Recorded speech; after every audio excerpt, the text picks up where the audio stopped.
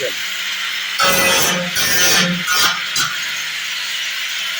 শোকেজের কোনাকানি এখন ফিনিশিং দেওয়া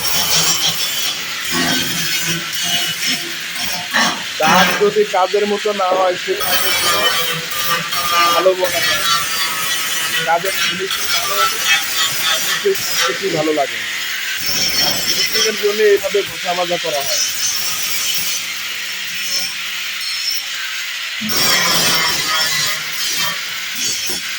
অনেকে হয়তো মনে করে যে আমরা মনে হয় শুধু পুরোনো মালের কাজ করি না, আমাদের এখানে নতুন নতুন মাল দিয়ে নতুন মাল তৈরি করা হয়।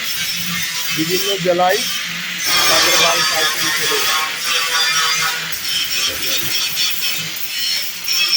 এই যে যত শোকেস দেখতেছেন এগুলো মনে করেন সব নতুন মাল তৈরি করা, ঠিক আছে। এরপরে রঙের চেম্বারে চলে যাবে। এখানে কোনো ব্ল্যাক জম ধরা কোনো মাল নেই, সব চকচক করতেছে। এই যে ঘষা মাজা শেষ, কাকার এখন একটু থামলো। এই দুই কাকার জন্য একসময় বহুত মেয়ে খুঁজেছি, একটা মেয়েও পাইনি, যমজ মেয়ে খুঁজছিলাম, কিন্তু না পাওয়ার কারণে দুটো একই থানায় 2 গ্রামে বিয়ে দেওয়া হয়েছে, ঠিক আছে। এখন আর মেয়ে লাগবে না, হাজার থাকলেও যমজ থাকলেও দরকার নেই। না, যা হবার হয়ে গেছে। এবার একটু আমরা আবার ফিরে রতন ভাইয়ের কাছে চলে যাই। রতন ভাই এখন কি করতে দেখে আসে। এই যে রতন ভাই এখনো সেই এই যে পাঞ্চ করলো, এই যে বাড়িতে ফুটে করলো, ঠিক আছে। ওনার কাজই আলগা, ফুটো করা, ফুটো বন্ধ করা। এই যে আলাম শিটগুলো ফুটো করে করে ঝাঁঝরা করে ফেলেছে।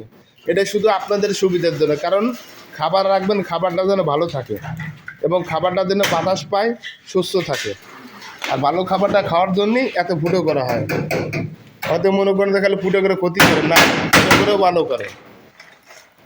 আর এই যে জিয়াদ ভাই, ইনি এদের কোনাকানি পুডিং দিয়ে যাচ্ছে। যে ভাই বাচ্চারা ঘষলো, এখন সেইগুলি আবার কোনাকানি এইভাবেই পুডিং করা হয়। কেন পুডিং না করলে কোনাকানির গ্যাপগুলো ঢাকবে কীভাবে। তো রাখলাম, ভালো থাকেন, আল্লাহ হাফেজ।